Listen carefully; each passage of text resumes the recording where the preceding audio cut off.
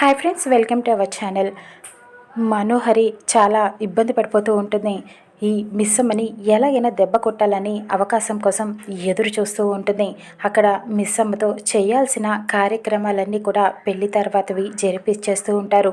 అమర్ వాళ్ళ అమ్మా నాన్న అమర్ మాత్రం చాలా బాధపడుతూ ఉంటాడు. అరుణ్ని తలుచుకుంటూ అలా గదిలో ఉంటాడు.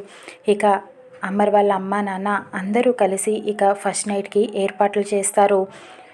మిస్సమ్మ తెల్ల చీర కట్టుకొని రెడీ అయ్యి మేడ మీద నుంచి కిందకి వస్తుంది.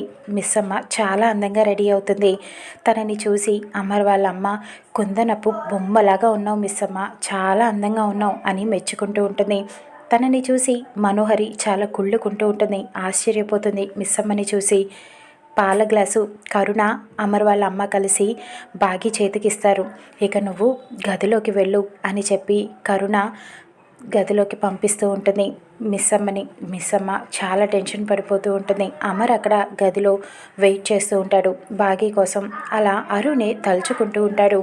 ఇంక ఇక్కడ కరుణ బలవంతంగా మిస్సమ్మని అమర్ గదిలోకి తీసుకువెళ్తుంది. ఆ డోర్ చూస్తుంటేనే నాకు హర్రర్ సినిమా చూస్తున్నంత ఫీలింగ్ వస్తుందే అని బాగి భయపడుతూ చెప్తుంది.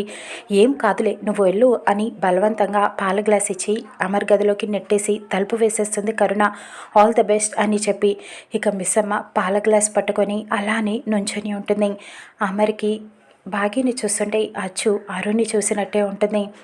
బాగి దగ్గరికి వచ్చి అలాగా బాగిని తన చేతులతో అలా పట్టుకోగానే బాగి చాలా టెన్షన్ పడిపోతూ ఉంటుంది. వద్దు వద్దు అని అంటుంది. కానీ అమర్ అరుని చూసినట్టుగానే ఉండటంతో బాగిని అరు అనుకొని అలా పట్టుకొని చూస్తూ ఉండిపోతాడు.